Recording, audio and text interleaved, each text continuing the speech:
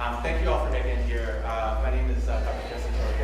To just about everybody here. I'm the director of the Dominance Institute for Ethics, Diversity, and Inclusion. It really is an absolute pleasure for me to be able to introduce our presenter in just a moment. So thank you for being here. I know for several of you, you are excited and looking forward to the opportunities to connect and to be able to engage with this material. So thank you so much for that. I am going to say that we're going to make some slight adjustments as far as tech issues, so that you can hang there with us as situations may arise. I promise your ears won't be bleeding. We're going to try to make adjustments very, very quickly. So I have the great pleasure of being able to introduce Dr. Phillipe Copeland to you. Dr. Copeland is a scholar, warrior, specializing in waging racial justice. His work focuses on health and human services practice at the intersections of social justice, democracy, and social welfare, with an emphasis on the abolition of mass incarceration. He also studies, teaches, and participates in the movement for Black lives. He is a licensed practicing social worker in the area of adult behavioral health. He's somebody who certainly is very passionate about these topics. He's somebody who certainly is incredibly well researched in these topics, but he's also somebody who cares very deeply, personally, professionally, not only about these issues at a broad societal level, but at an individual life level. I'm absolutely thrilled to be able to have him here with us again, and we'll turn the floor over to him. Thank you so much. Thank you. Thank you very much. I wanted to start by acknowledging that this has been a pretty rough week, hasn't it? This is a very difficult time in the life of folks in the United States, and a difficult time for people around the world. I'm mindful of our brothers and sisters in Puerto Rico, for example, people recovering from the horrors in Las Vegas. There is too much suffering and not enough justice. But I do not think that it is unrelated to the topic that we're going to be covering today. And actually, by way of introduction, I'd like you to participate in an exercise. So this is what I'm going to ask you to do. If you feel comfortable, I'd like you to close your eyes. If you would prefer not to close your eyes, you can look at the floor. You can find some other way to center your attention. Now, what I'd like to ask you to do is I want you to imagine, I want you to visualize a place where you feel safe. Safe. Safe. And when you can see it, I just want you to raise one of your hands so I have a sense of where people are in their visualization.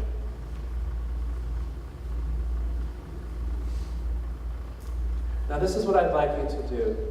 I'd like you to open your eyes or raise your gaze. And I'd like you to take a moment, and with the person next to you or nearest to you, I'd like you to just tell them a little bit about your safe place. Who was there? What was there? What made it safe for you? Share your safe place with me.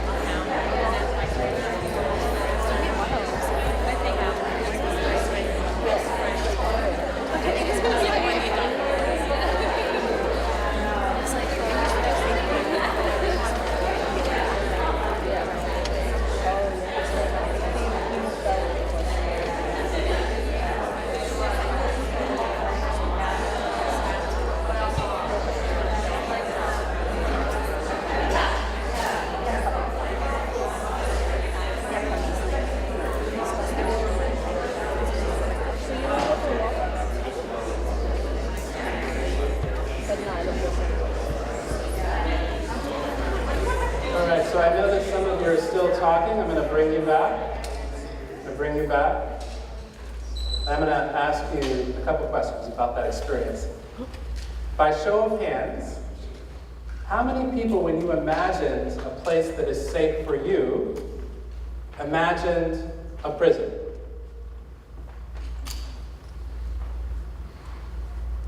How many of you imagined police? Nobody. Yet is that not the story we're told about policing in prisons? That they exist to make us safe. Yet when you imagine where you are safe, those things do not come to mind. And so I'm reminded of a quote from Frederick Douglass that I wanted to share with you. I always like to draw on my ancestors in this work. And so I'm going to ask Frederick to help me out a little bit here. He said, "Americans have this to learn. Where justice is denied, where poverty is enforced, where ignorance prevails, and where any one class is made to feel that society is an organized conspiracy to oppress, rob, and degrade them, neither persons nor property will be safe." So let me ask you, has America learned this lesson yet? Has America learned this lesson yet? No. So I've taken this quote as an inspiration, as a mission statement. I see my work as an effort to support Americans, and in this case I'm talking to Americans because I am an American, to support us in the process of learning this a little bit more. So that's what we're going to be doing today.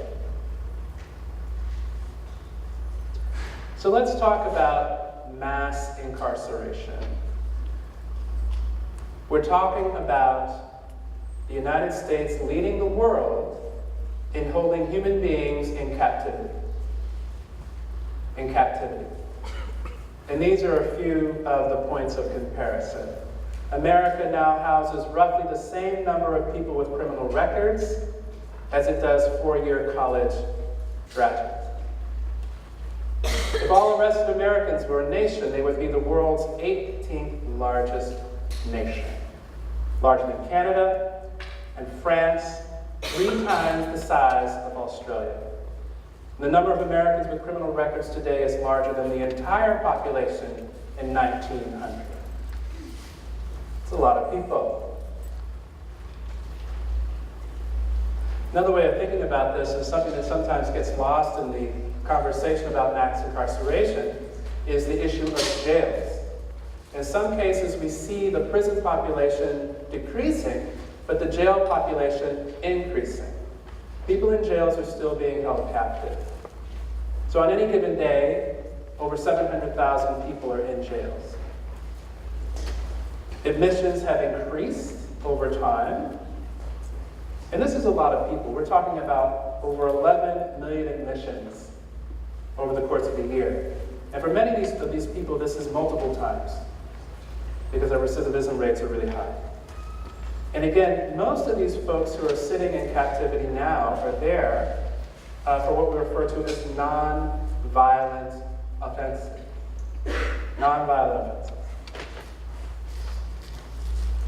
Another thing that you learn when you begin to study this issue is that the distribution of punishment is unjust according to a number of factors. So there are lots of people being punished, but some people are being punished a lot more than others. One of which is people living in poverty. One of the most robust predictors of being held captive in the United States is that you're broke. One of the number one. So some people would say that we are policing and punishing poverty itself in the United States, right? So we want to keep that in mind. Another thing that sometimes is not talked about is that we are caging people who are living with a variety of forms of disability, right? So folks whose life experience is already significantly different than a lot of the population. So they're also vulnerable, right? So they're almost 3 times as likely to report having a disability. So when we think about who is the face of mass incarceration, who are the people who are incarcerated, many of us can think of some of the people in our own lives, particularly folks with cognitive disabilities, who we know, right? People whose brains are working in a variety of ways which are different than the majority population. They're overrepresented in the incarcerated population.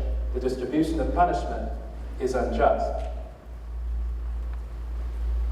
Related to this, we also know that significant numbers of people are living with some kind of psychiatric disability or illness as well. The numbers are staggering. And many of these people, the majority of them actually, are also living with some kind of substance use disorder or addiction, right? I really do believe that future generations are going to wonder aloud why we chose to put people in cages who we know are ill. And we are doing it at this moment. There was a time when we could say that we didn't know that. We know that. And yet, there they are. There they are.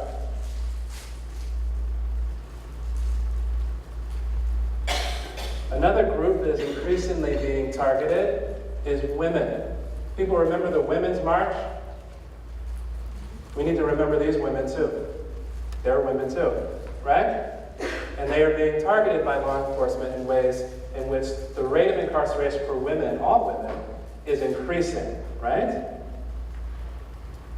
We also know that some women are more vulnerable to incarceration than others. So incarceration is both gender and race. So again, when we think about the incarcerated population, we often think about men. We also have to think about women, both cis and transgender women. All right? Oh, and by the way, we're going to come back to this. Many of these women are moms, right? And in some cases, they are the primary caregivers of their children. So when you start locking them up in mass, guess what? It has a really big effect on people who are, by definition, the most innocent of the innocent, right? But they're also doing time. Okay. Another thing that makes you vulnerable to incarceration is being part of a gender or sexual minority, so-called, in the United States. This is also something that doesn't often get a lot of attention. A lot of the conversation is about racial disparities, which makes complete sense. There's significant overrepresentation of LGBT folks in this population as well. And so we need to think about that. And particularly the young people are overrepresented.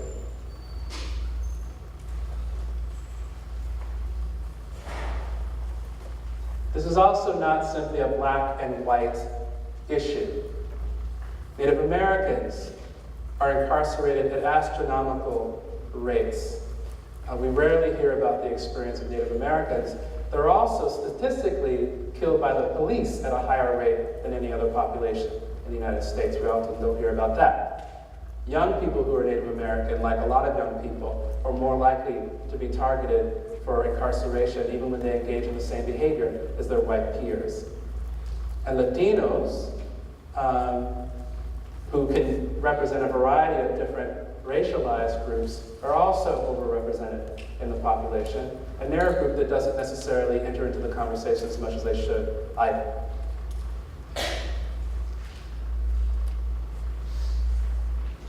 And lastly, Asian and Pacific Islanders are a small group of the overall population. First of all, they're grossly understudied, so a lot of their experiences we don't really know. But depending upon the context and the area of the country, they are also overrepresented in the incarcerated population. We have this idea of a model minority, and if you're Asian, everything must be great. Talk to incarcerated Asian and Pacific Islander folks, and they'll tell you a different story.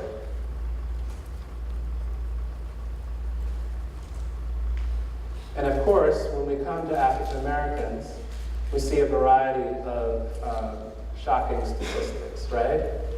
So we're jailed at 4 times the rate of white Americans, even though we're only 13% of the population.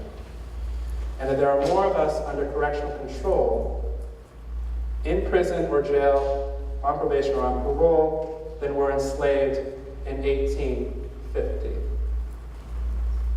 1850.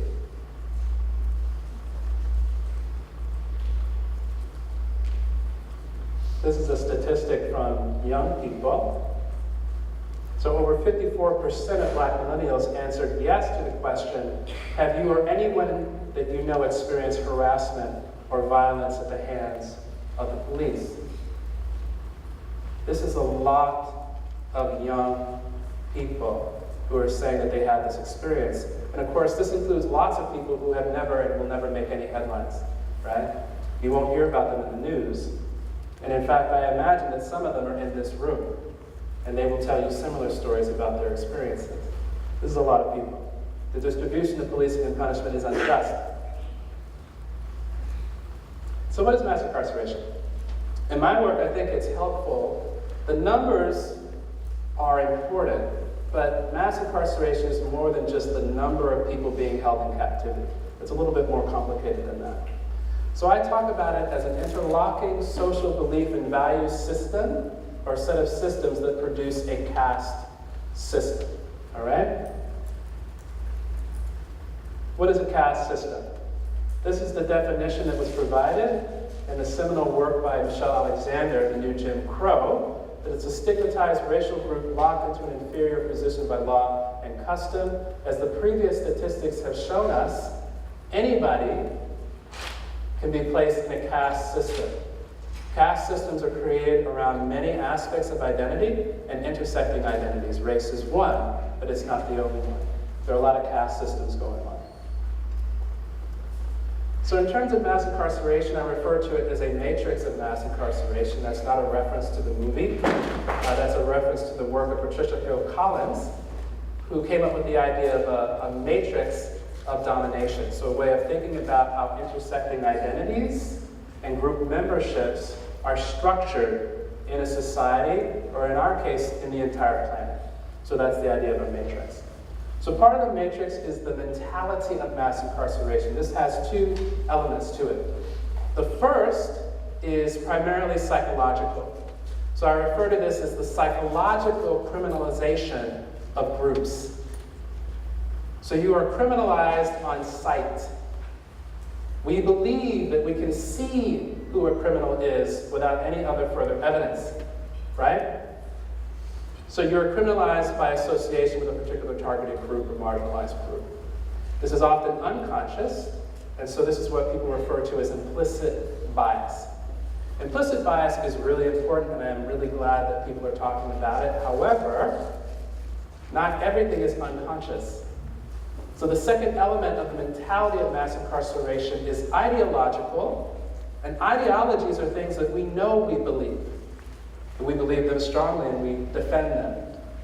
And so in cases of ideology, the fundamental ideology driving mass incarceration in America is that the best way to deal with problems is to prohibit and punish behavior. Prohibit and punish behavior. It's the default solution to many problems. And we can think about the implications of that from the perspective of governance and policy, all the way down to the way that we interact with people as individuals. I see something I don't like, I say you can't do that, and if you do that, I'm going to punish you, right?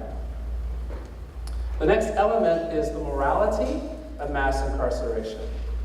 So one of the things that we have to do is that we have to make dehumanization and repression appear to be rational and ethical. Rational and ethical. So when we turn people into those people, dehumanization and violence no longer is just permissible, it becomes obligatory. We have to protect the people we value from those people at all costs. And in fact, if we fail to do that, that is the moral failure, not the dehumanization or the violence. You feel me? Right? Often when we look at behavior by law enforcement, we say, how could they do this? How could they act this way? Why would you treat a human being this way? I think it's important to understand that for many people in those moments, the moral reasoning is completely different, right? It is much more important to protect people from this person than to recognize that that person is a person at all. The morality of mass incarceration. And then finally, there's the machinery of mass incarceration, and that's all of the processes across the criminal legal system, from policing to reentry. That's the machinery. And what happens with the mentality and the morality is that they keep that machinery well-oiled, and they give it the vigor of supposed virtue. We are serving and protecting the public. That's the narrative that we are given, and it's a muscular narrative, right? It's a muscular narrative. And of course, all of this happens in the context of a history which haunts us, which for the sake of time I won't get into now. It's hard to cover several centuries in an hour, right? But I think you know some of what I'm talking about. But I'll give you one example in which the past is present. One of the most comprehensive studies to date of the factors associated with mass incarceration found this, that the primary driver, this most significant change, was that America became more punitive for all crimes. All crimes. Drug crimes get a lot of attention, but it's not just drug crimes. In fact, if we released all the non-violent drug offenders, we would still have more people incarcerated than any place in the world. So it's really important. And the reason is because as a society, we decided to be harsher in the punishments. So we punish more people for longer periods of time. And this began in the 1970s. Okay? All right. So what I wanted to do next was I wanted to share a brief documentary that I think provides a really nice illustration of the matrix of mass incarceration unfolding. Okay? So I'm going to share this with you all, give you a little bit of time to talk about it, and then we're going to start talking about the implications, the impact of mass incarceration on community mental health. All right?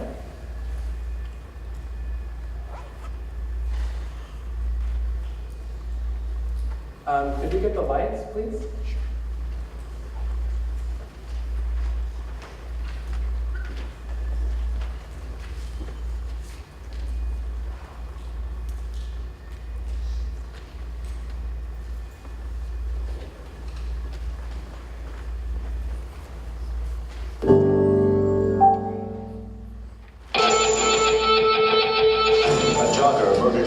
Central Park. A little girl gunned down in her family's car in Los Angeles. A judge has sentenced 2 boys for killing another child who refused to steal candy for them. There's a tidal wave of juvenile violent crime right over the horizon. And some who study it say the worst is yet to come. Life in the 1990s was dominated by a sense that youth violence was out of control. The future looked bleak. To explain why, one word said it all. Super predators. Some social scientists and criminologists looked at the data and saw doom. They stepped out of their ivory towers and into the public arena to sound the alarm about a coming wave of kids who are going to ravage the country. A super predator is a young juvenile criminal who is so impulsive, so remorseless, that he can kill, rape, maim without giving it a second thought. The prediction was terrifying, and lawmakers cracked down on juvenile offenders. This country went into a moral panic over super predators. But there was one problem. The calculations were wrong. They made it up.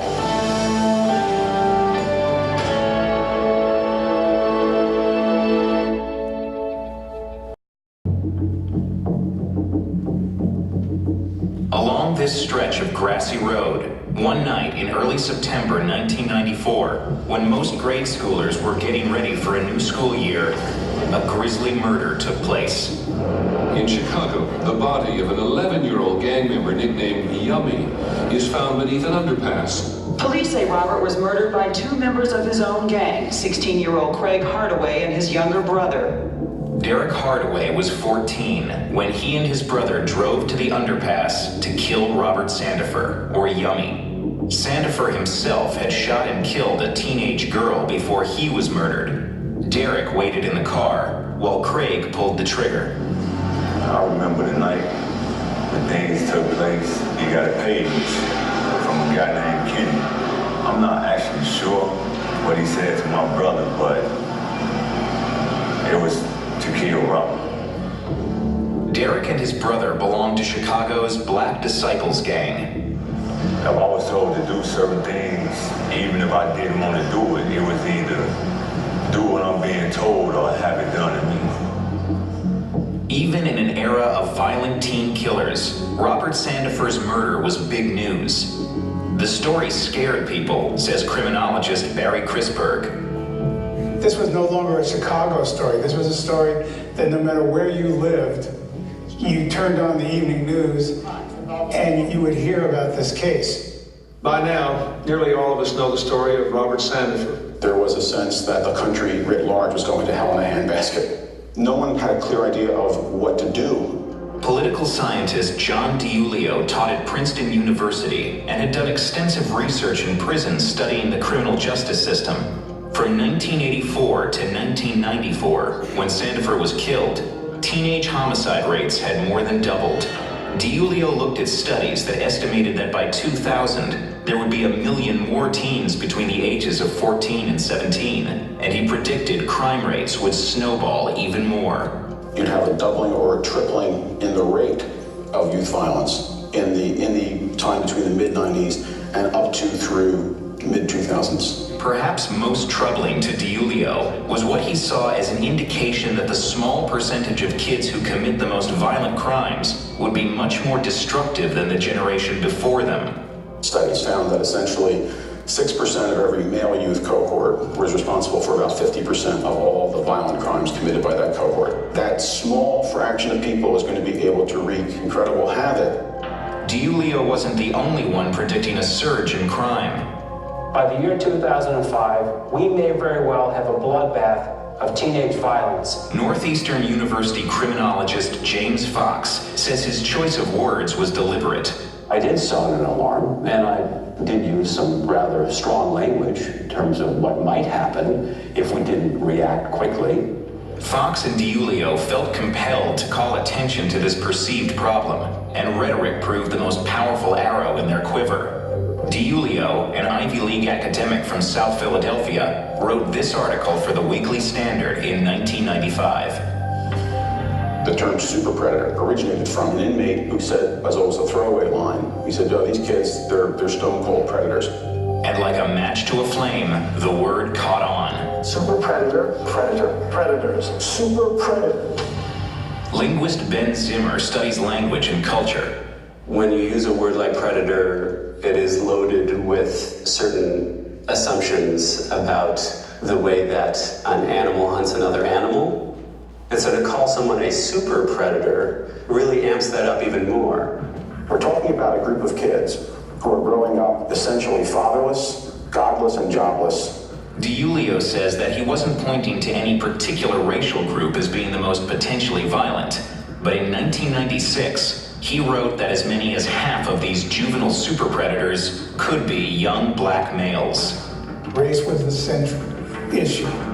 That as the number of minority children, principally African American, but also Latino children, that to the extent that that number was increasing in the society, with them would come a big crime increase. What's required in moral panic is the identification of a particular group of people who are demonized in some way. When you describe another group as godless, you can do anything to them. Lawmakers seized the moment to spur on the overhaul of a legal system they considered too lax. Kids that once stole hubcaps, now rape and murder. No fear of punishment.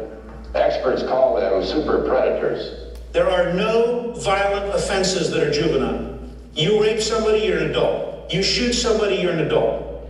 Virtually every state, almost 45 states, enacted laws cracking down on juvenile offenders.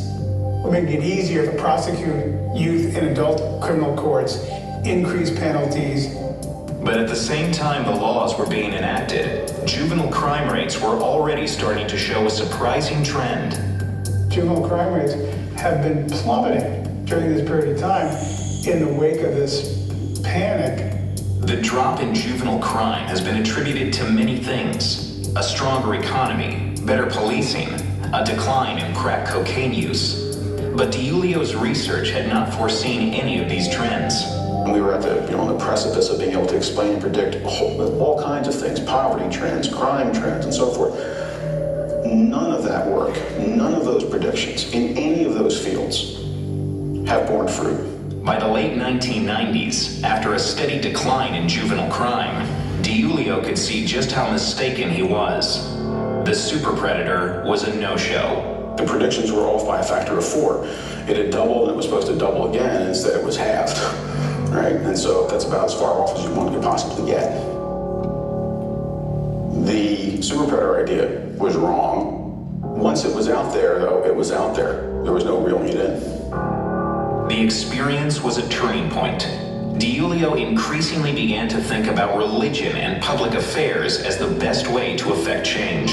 But I lost faith in social science prediction at about the same time that I gained faith of a traditional religious kind. But Chrisberg says the problem wasn't with social science, but that DiIulio not only misinterpreted the data, but what it meant. It was a myth, and unfortunately it was a myth that some academics jumped onto. The fear over the super predator led to a tremendous number of laws and policies that we're just now recovering from. In a public move, DiIulio and Fox both signed a friend of the court document in a 2012 Supreme Court case that would ban mandatory life sentences for juveniles convicted of murder. I signed the amicus brief. I thought that although the arguments were a bit one-sided, it came to the right conclusion. And so I signed it. Because at the end of the day, it's what's going to matter most. What did you do and why did you do it? And did it make a positive difference? DiIulio's side prevailed. Automatic mandatory life sentences, the justices said, amount to cruel and unusual punishment. Derek Hardaway was sentenced to 45 years for his role as an accomplice in the murder of Robert Sandifer. He will be up for parole in 2016. I got sentenced. Being told you got to do more time in prison than you actually live at that time, that's harsh. Especially for a 16-year-old to herself. John DiIulio has worked with 3 White House administrations to try to implement faith-based initiatives in needy communities. But he says he's out of the business of forecasting. Demography is not fate and criminology is not pure science. And that lesson, I think, this episode from 20 years ago, and I think many, many other things in public policy, we should carve that in stone, put it above every research institution and every foundation.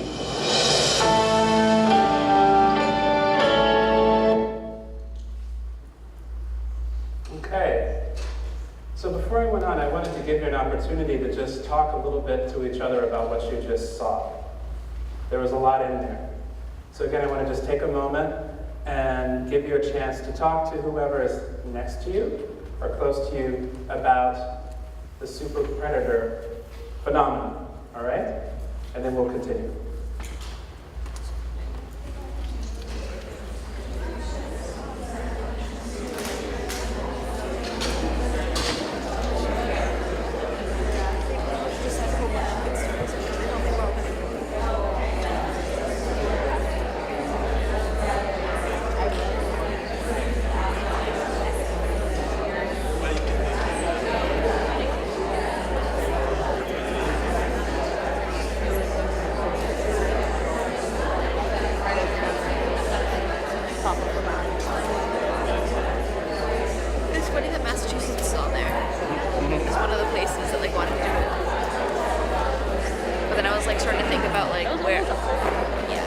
was like thinking about like the school system that I went to and where I grew up, and I was like, just kidding.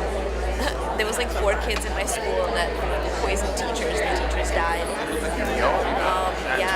There was 2 kids assaulted teachers. They like threw desks and chairs at them and ended up in the hospital. There was 1 kid who like raped 2 girls. My friend died my senior year of high school. He was shot down. Just like left him to die with like 4 bullets in his mouth. And then my other friend, they laced his weed and so intoxicated and he drowned. Died.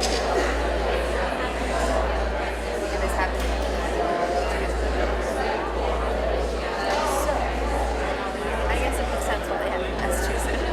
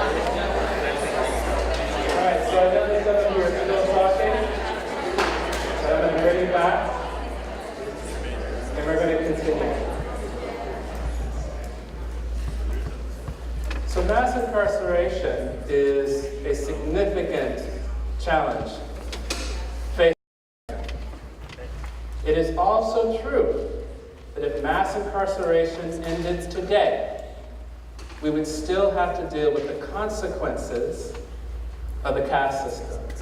The consequences of the caste system.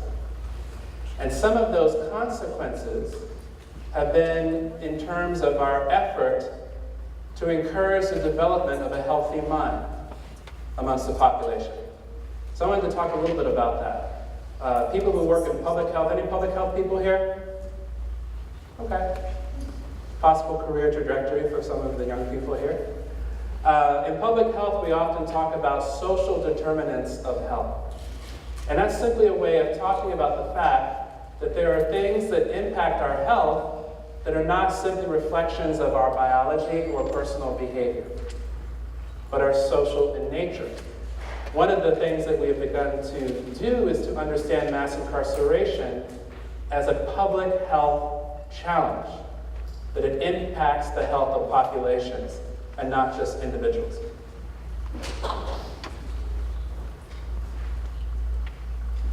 I'm going to share some of the research, some of the learning on some of the psychological impact of the caste system on each of these levels, all right?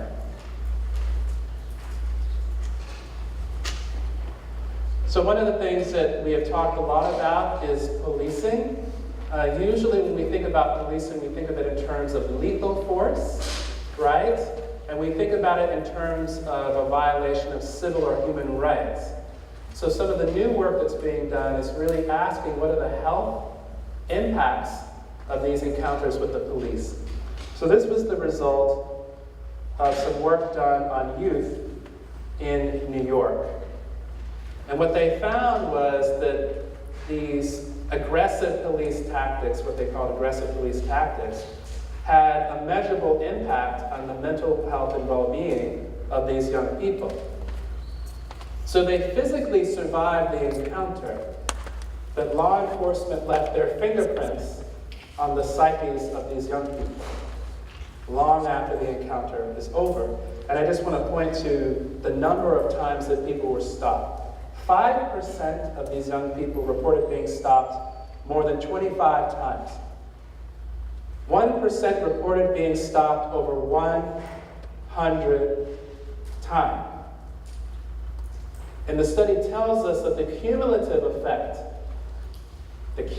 effect is negative in terms of mental health. So that's policing. Another thing that happens is that in the effort to adapt to captivity, the mind undergoes a variety of changes.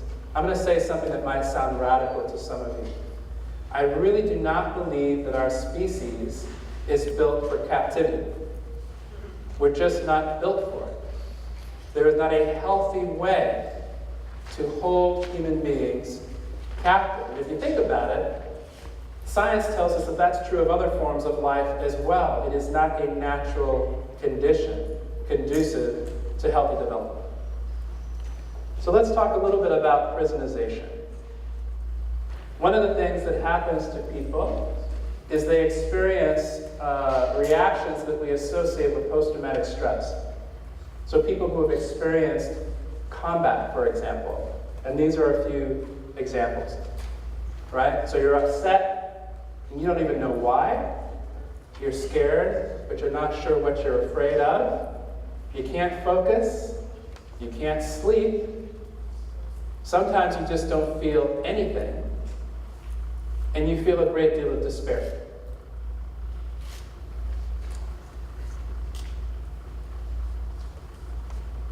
Now we also know that in addition to the need to adapt to captivity, that many people who go into captivity already are dealing with psychiatric and psychological challenges, right? And so it's not surprising that the suicide rates in jails are significant. They are a significant form of mortality for people who are incarcerated. Your risk of suicide also increases significantly in the weeks following your release from incarceration. So again, if we're concerned with suicide prevention, we have to think about the impact of mass incarceration. And of course, we also know, and it's probably underreported, particularly for men, that there's a great deal of sexual violence that happens when you're held captive and when you're vulnerable in that environment, which is also traumatizing.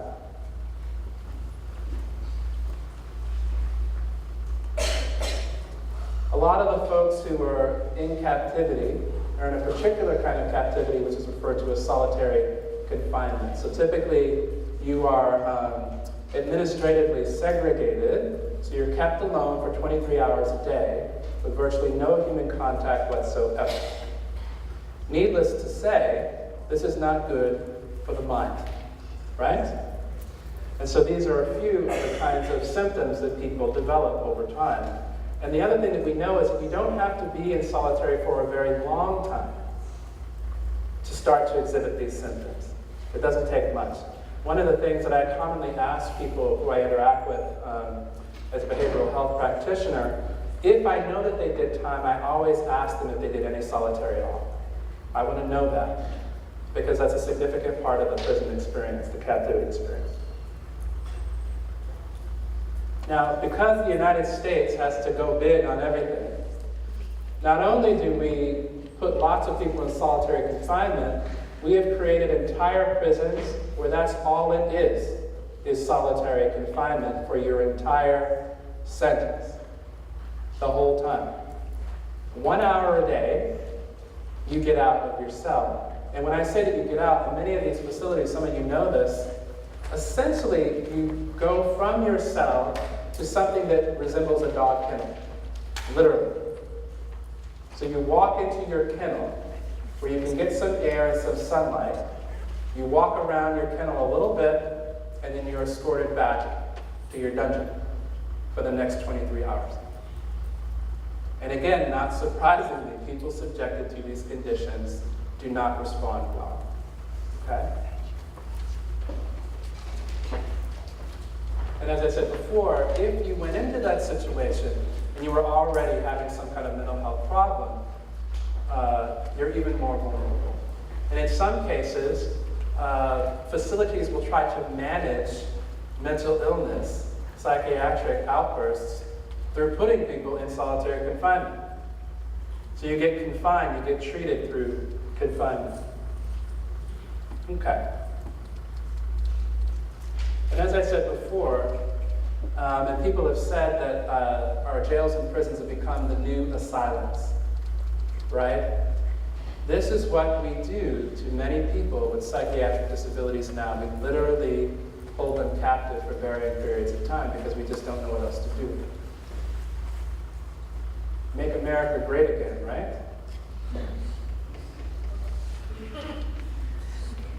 And the reason I'm saying that is because we are literally going back in time in terms of how we deal with mental illness to the colonial era, y'all. That is not a very good point of historical comparison for any phenomenon in 2017, all right? I'm just going to let you see that. That is a lot of trauma to then be put into circumstances that can only reasonably be described as traumatic, right? And a lot of these folks are dealing with this before they go inside. Okay. Now, I wanted to give you an example of this in terms of young people. So they just looked at young people in Cook County. And I'm just going to read the most common traumas that they experience. Having seen or heard someone get badly hurt or killed, being threatened with a weapon, being in a situation where they thought that they or someone close to them was going to be badly hurt or die.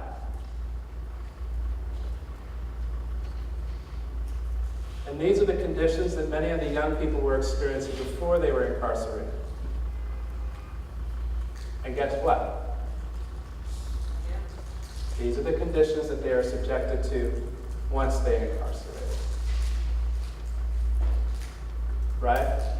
At the most critical, delicate point in their development as human beings, they're subjected to inhuman conditions in the effort to rehabilitate them. All right. So let's say that you're fortunate enough to survive the experience and you get out. One of the things that they have shown or seen is that this impacts the entire family system. So they looked at divorce, and this is one of the interesting things that they found. 40% of the divorces happened after incarceration ended. So at the very moment where your life partner is most critical in your life, the marriage is most vulnerable. Now, why is this? Because in some cases, people say, I have been with you through this entire ordeal, and the person who came home is not the person who went in, and I can't do it. I can't do it. And then they're gone. This was a remarkable thing from the same study, because what they did was that they were trying to figure out if the issue with divorce was the stigma of being incarcerated, or was it the actual experience of separation itself? So for a comparison group, they chose enlisted military who are also separated from their partners for a long period of time. And this is what they said. The actual experiences of incarceration deployment, in particular combat deployment, appear similar. Both can entail significant amounts of violence and psychological trauma with potentially long-term effects. Psychological counseling akin to what is now frequently required for soldiers returning from war zones may also be advisable for reintegrating inmates. Do we have a Veterans Affairs for inmates coming out of prison? Not even close. Not even close, right? Okay. Now, let's talk a little bit about the children of the war on crime. These are the orphans of this war. Again, by definition, the most innocent of the innocent. And they're also doing time. This is a lot of children with incarcerated parents. Okay? And let's look at how it impacts them. Well, actually, this is about the women who are trying to raise children without their partners, right? So, you have a partner, you're trying to raise kids on your own. Any people in here have kids? How many people have? Okay, I have kids. So on a good day, okay, there are days when my children are a walking PSA for birth control. All right? Now I cannot imagine trying to raise them by myself, not only by myself, but dealing with the fact that the person who was supposed to raise them with me is sitting in a cage somewhere. Right? It's a whole different kind of single parenting. And this is really important because it was not just the loss of a breadwinner, it was literally, this is really hard to do alone. Right? I need their dad, I need their partner. Okay. These are some additional statistics in terms of the impact, right? So again, we said that the numbers of women who are incarcerated is going up. Many of them are moms. And so their kids are having a lot of difficulty. So when we look at what's happening in our schools, the challenge of children in our schools, and because incarceration is stigmatized, this is a loss which does not get public support and empathy. But you may have children in a school who are dealing with the loss of a parent that they cannot see, and it's affecting how they feel and how they behave. If I don't know that, as an educator, as a caregiver, I could be missing something very significant, okay? All right. This is really important. When people talk about attachment, one of the things that they're seeing is that the attachment experiences of children are impacted by this. And it makes sense, right? Because if you suddenly realize that you live in a world where the adults who are most important to you can be taken at any moment, they're just gone. You have no power to stop it. And you may never see them again. Why should I believe that that's not going to happen to the next adult I care about? Right? How can I ever feel safe with any adults again? And so it's difficult for me to form relationships with other adults. So these are mine, who I was just talking trash about. I always include this picture in this presentation, this sharing, because it reminds me that unlike these parents, I have the privilege to walk out of here and go home to my sons and to enjoy stupid moments like this. That's a privilege being denied to way too many parents with no good reason, and to their kids. That's a choice, America. That's a choice. And we know that it has an impact on them. All right. Another thing in terms of educational achievement, this is another thing which is impacted by parental incarceration. So again, many of the measurements of development, of well-being that we think about in children, for example, the children the ages of my sons, there's this big factor, this big matrix, this big machine, which is impacting those processes that is often invisible. Okay? All right. The other thing that we've seen is that the impact of parental incarceration continues into young adulthood. This is where many of you all are today. Those fingerprints stay on the psyche for a long time. And so we have young people who are dealing with the long-term impact of parental incarceration. All right. Now this is really deep, because it's bad enough to be a child who is vulnerable to having your parents incarcerated. But if your parents are incarcerated, it is more likely that other adults in your life will also be incarcerated. So you literally cannot assume the presence of any adult in your world, right? And these are adults that matter, right, in the lives of these kids. So I want to ask you, if we are all in cages, how can we raise our children? If we're all in cages, how can we raise our children? And then people want to ask, where were the parents? Where were the parents? We know where some of them are, and we put them there. Right? All right. But it gets deeper. I wish I had some good news for you around these things. But you don't even have to be a relative of a person. The caste system impacts all important relationships in your life. So having relatives and friends who are incarcerated, these folks, their minds are being impacted by the experience, the loss of people who they care about, all right? And in terms of the community, when we think about the caste system, it impacts everybody in its radius.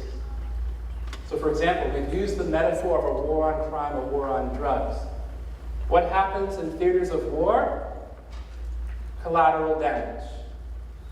You don't have to be a combatant to be hurt or killed in war. And so we see in our communities that simply the exposure to over-policing and over-punishment has an impact on the psychiatric health of the entire community, the entire community. All right? This is a recent finding. So for people who are not incarcerated, right, compared to those who live in places where this rarely happens, they have a 2 to 3-fold odds of current or lifetime major depression and generalized anxiety disorder by exposure to the caste system, right? Okay.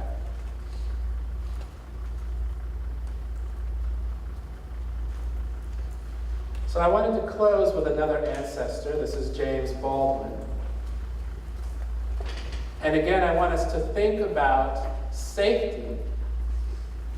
It is the caste system that we have constructed consistent with a safer society. And safer for who? Safer for who? And this is what he said. If a society permits one portion of its citizenry to be menaced or destroyed, then very soon, no one in that society is safe. The forces thus released in the people can never be held in check, but run their devouring course, destroying the very foundations which it was imagined they would save. The best that can be said is if some of us are struggling. And what we are struggling against is that death in the heart, which leads not only to the shedding of blood, but which reduces human beings to corpses while they live. Corpses while they live. So I ask, if you've been in any way moved by what you have heard today, that you will join us in one of the great human rights struggles of our time.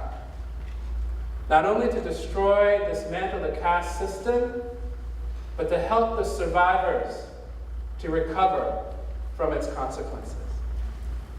Thank you.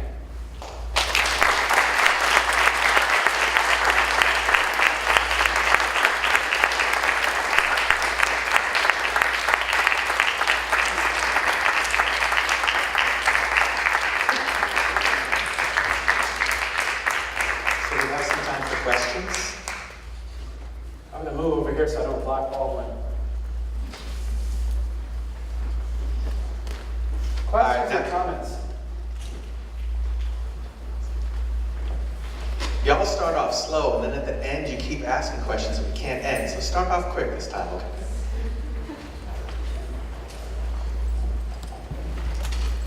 So are there any proposed solutions to this issue? Is it just that you should be more lax in legislation and in law enforcement, or I don't know, is there not a solution yet, or are you trying to brainstorm ideas?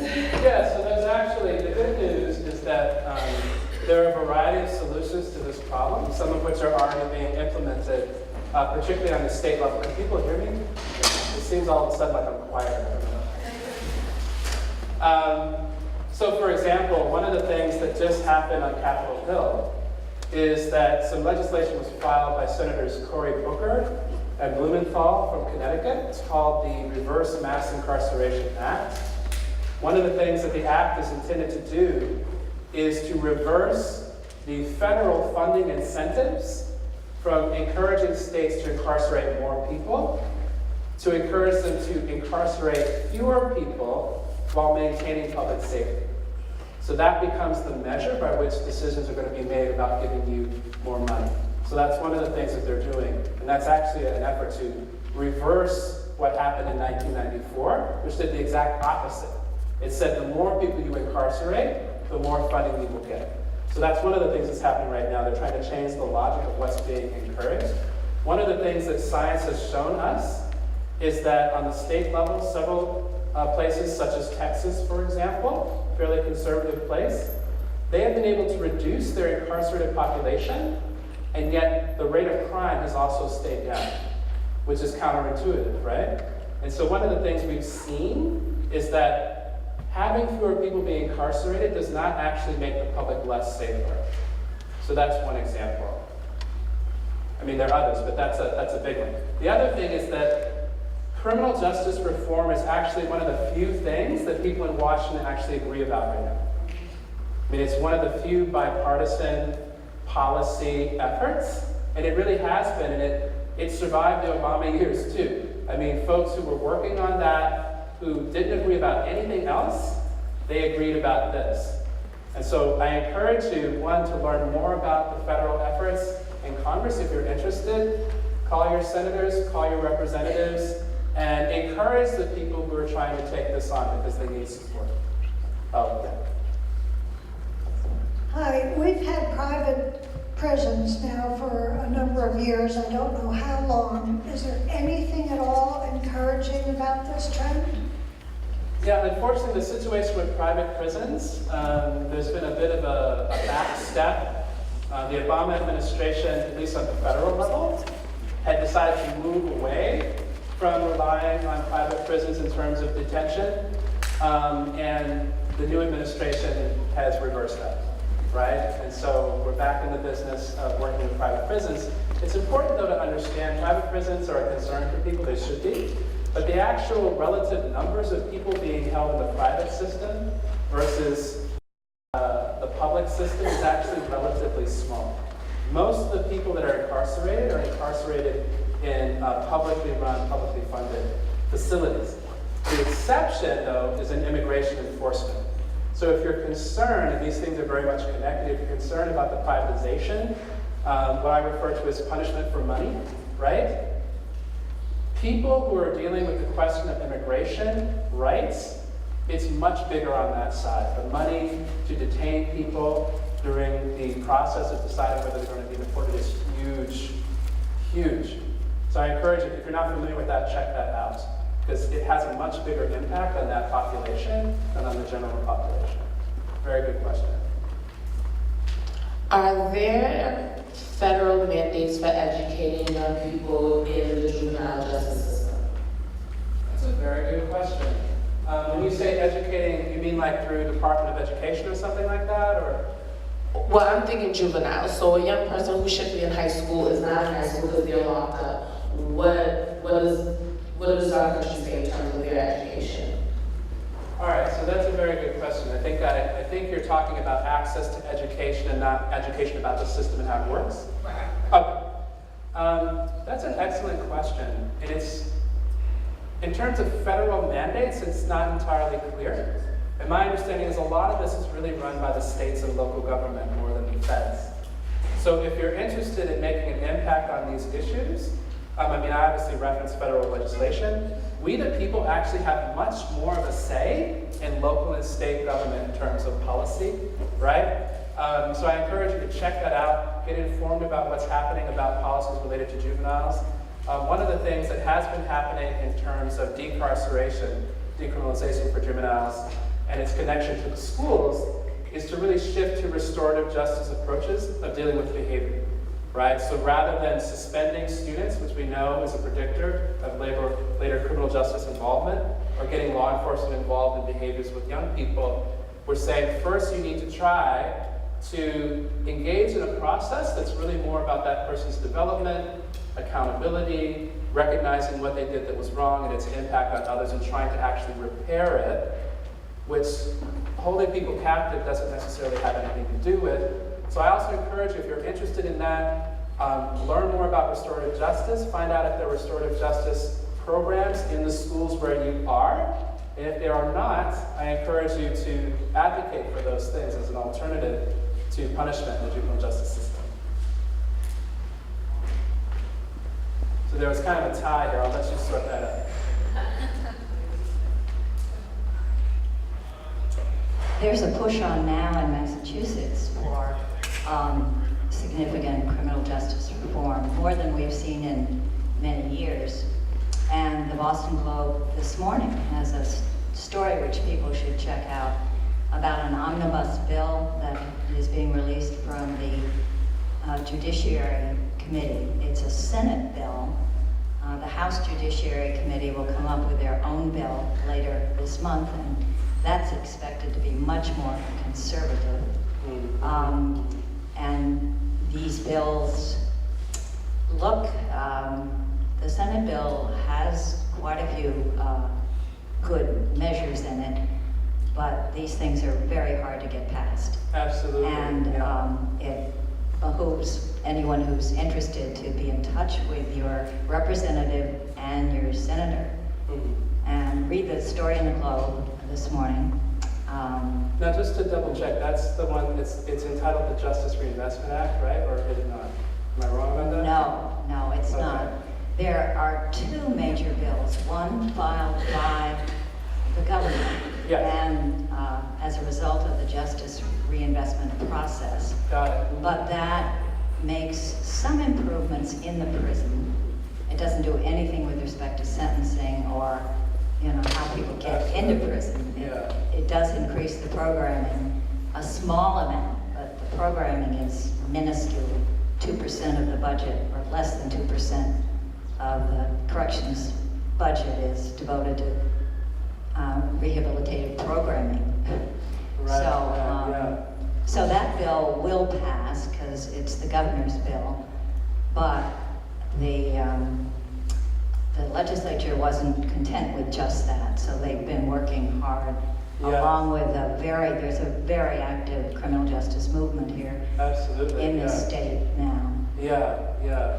I mean, there are a variety of groups. If you're interested in learning more, both about this legislative push, but also getting plugged in to some of these efforts, there's a group called the Coalition for Effective Public Safety, which is an umbrella group. So if you connect with them, you're going to connect to a variety of different kinds of folks involved in the process. So that's a possible resource, but absolutely. They've been working on this omnibus bill for a couple of terms now. And so if you're interested, please inform yourself and support them around that. Now, I don't think that group, which I'm familiar with, has its own website. There is a group, the Criminal Justice Policy Coalition. Yes. CJPC.org. Yes. Where you can get information on various things going on. Absolutely. Boston. Yeah, they have great things, fact sheets and all kinds of information in terms of advocacy. Absolutely. Thank you for that. So in one of your beginning slides, you had some, I guess, alarming statistics to me that Native Americans are 30% more likely to be incarcerated than whites, and Asians 250%, but you don't see that in the media's narrative at all. I mean, typically we focus on Black males that are being incarcerated, but I feel like these groups are essentially invisible. Could you speak to more on what you think about that? Yeah, absolutely. One of the great things that's been happening in terms of movement circles is the development of multiracial solidarity, right? So folks who have a bit more visibility in the public discourse, doing exactly what I did today, which is saying, and now that you're listening to me, you need to listen to them, right? And really working together and raising up those stories. It's incredibly important. The story of incarceration and who it impacts in this country is not a full story. It leaves out a lot of people's experience. And even when we're talking about race, the indigenous population and our API brothers and sisters need to be part of that conversation as well. The other is that in some ways, the experiences of the different groups with that system There are parts that are shared and parts that are really unique, that if you understand their experience, it helps you understand how the system functions. So for example, one of the things that I've learned is that the complications involved with indigenous people is that there's actually two systems of laws that they have to navigate because they have a status which is different than other citizens, right, or other sort of, represented by the state or recognized by the state people. A lot of people don't even know that. And in some cases, that dual system increases their risk of punishment and also increases the punishment itself. So for example, in some cases, a Native American does something and it's moved up to the federal level because they're Native American, right? A white person who committed the same crime has the benefit of being tried in the state system instead. That's a disparity. A lot of us, we don't even know that, right? It can have a huge impact because the federal system is much more punitive. So absolutely, I think any opportunity to build solidarity, to share each other's stories, to recognize the ways in which our struggles are interconnected, but also have some unique features is really, really important. And some of the people leading this are actually folks from those populations. Folks who are indigenous activists talking about the importance of Black Lives Matter, folks who are Asian Pacific Islanders talking about the experiences of indigenous people, and really making it clear that we don't have to compete for attention and that we are in fact stronger together. Very important. I mean, that alone, just those statistics, share them. People do not know. And really, indigenous folk, unless you either are from that community or you live in a part of the country where you have lots of interaction with them, it's like they don't exist at all for most of us. They're just not real, and they're not part of the national dialogue at all. Yeah, it's really important. I'm wondering, I know that there are a lot of community policing policies and practices that certainly have much more positive outcomes. And I wonder if you have recommendations for engaging that research in a way that is digestible for students, whether it's criminal justice students or other students who might be interested in this. Absolutely. If you're not familiar, I'd recommend the literature about procedural justice. Procedural justice, a simple way of thinking about it, is that what we're learning is that many people, if they believe that their interactions with somebody in authority was rational, was fair and respectful, will be more accepting of an outcome, even if it's not the outcome they prefer, right? That the way that they are treated is just as important as an outcome. And there are people who are looking at this in terms of policing practice, right? So people are being trained in the idea and the concept and the theory of procedural justice so that you have interactions with people where they walk away and they say, you know what? Yes, I was taken into custody, right? But I understood what was happening. It made sense, right? I didn't feel like I was being treated in a biased manner in any way. And I felt like they treated me with respect and dignity. And that some people will say that's just as important as whether or not they are policed or punished. It's how they're being treated. So I would start there. It's really important literature. There's great opportunities to contribute to the knowledge base around that. It's deceptively simple. But people in law enforcement are studying this as a way of reframing an approach to criminal justice that is more just, right? Yeah, absolutely. I know you talked about how it's important that children have the adults, like the adult figures in their lives. Would you say that, like, what crimes you think that they're being punished for that they shouldn't be taken away? I guess I'm just confused of how, like, if an adult figure isn't being an idol in that way, that they shouldn't be taken away, if that makes sense. No, that's an important question. I think it sounds like there's a couple of things going on here, right? So one is just depending on what the adult did, right? How important or even healthy would it be for that adult to be in a child's life, right? And I think that that's a very important question.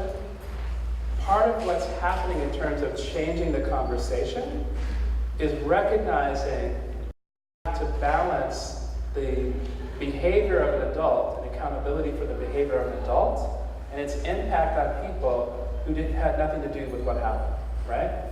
Because of the nature of the child-parent relationship, which is very different than other people in your life, right?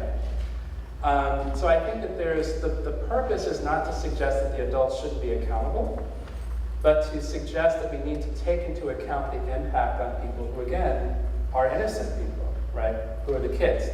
Now, clearly, depending upon what the adult did, I mean, there are some adults who are dangerous, not just to others, but to their children as well. In that case, it would make sense that the adult and the child need to not be together, right? But in some cases, that's not necessarily the case. I'll give you an example. A lot of this parental-child separation is being driven by things like nonviolent drug offenses, right? Is that really a good reason, even though it's illegal, to separate a child from their primary caregiver? So one of the things being worked on right now, for example, is legislation that's being led by formerly incarcerated mothers and incarcerated mothers, right? We're basically saying that, look, if you're going to punish a mom, and you know that that woman is the primary caregiver of a child, that you should try to choose a punishment that allows her to remain in the community and continue to be in the child's life versus the opposite, right? Because that's not only good for the child, that's actually good for the rehabilitation process of the mother as well. It has a lot of positive effects. Right now, that's not a factor that's necessarily taken into account, and so you have a de facto separation. So, to me, that would be an example of sort of a rational approach to this question of parental and child separation. There are times when the cost is much higher than the benefit in terms of public safety. Does that make sense? Okay. Hi. The caste system you spoke of earlier. Yes.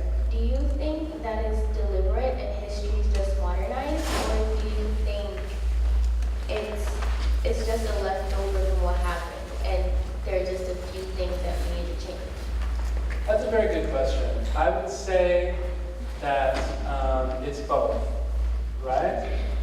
So on the one hand, like I said before, the current caste system reflects conscious choices, and it's really important that we say that because the people who made them need to be accountable for it. It's not all unconscious. It's not all implicit bias, right? People made these decisions, like the people in the video that we watched, right? They should be accountable for that. In some cases, the intent is not to create a caste system, right? That was not their intention, but that was the impact. Historically speaking, really up until the 1960s, it was intentional, right? It was intentional to create a caste system that was explicitly racialized. However, that process can't really be separated from the current process entirely. You know what I'm saying? Really, it's having residual effects on every possible level, right? It also has residual effects on people's vulnerability to engaging in criminal economies in the first place, right? Because they're trying to survive conditions that reflect systemic oppression, right? Systemic oppression, systemic theft of wealth, income, rights, etc., that have been taken from them and redistributed to particular people. So it's both. Absolutely. And in terms of this, you may have seen this, but a great thing to watch is the documentary 13. If you haven't watched that, it really lays out the story and draws the line from the enslavement of African people to the current overrepresentation of Black people in terms of mass incarceration. It really breaks it down for you. So if you haven't seen it, check it out. Aziz was wondering, with regard to rehabilitation services, as folks are released.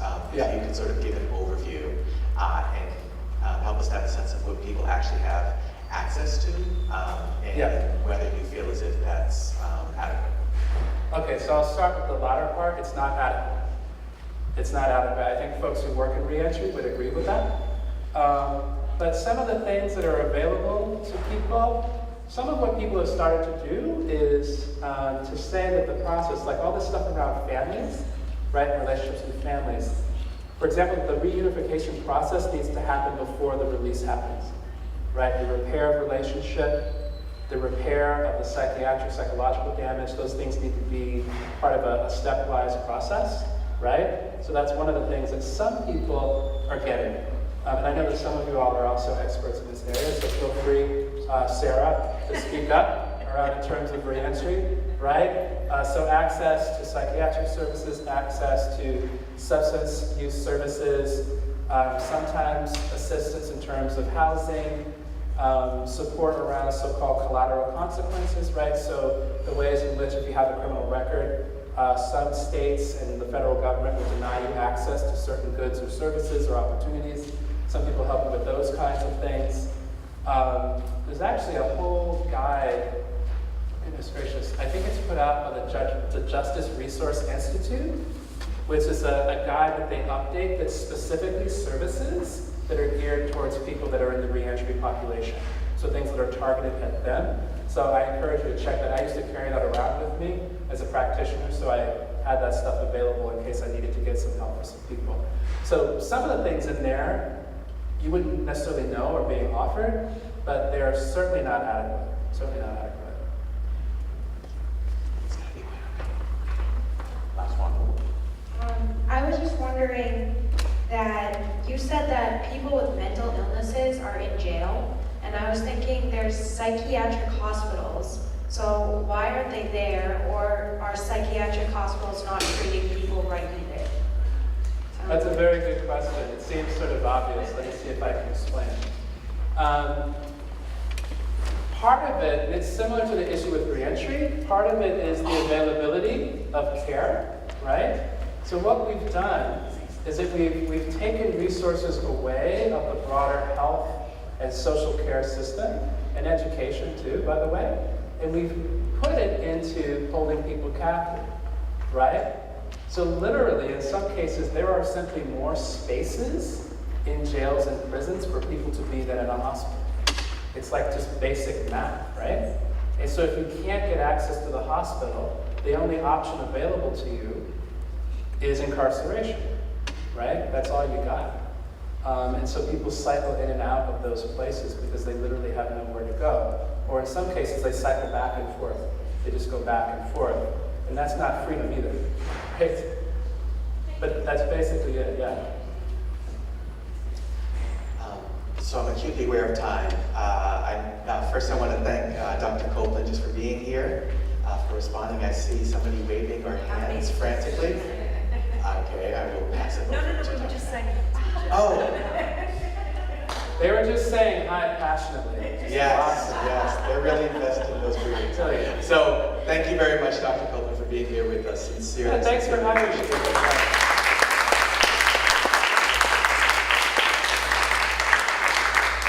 I hope this was of some service to you, and I look forward to seeing some of you in the field of struggle around this issue. Thank you again. Thank you all for being here.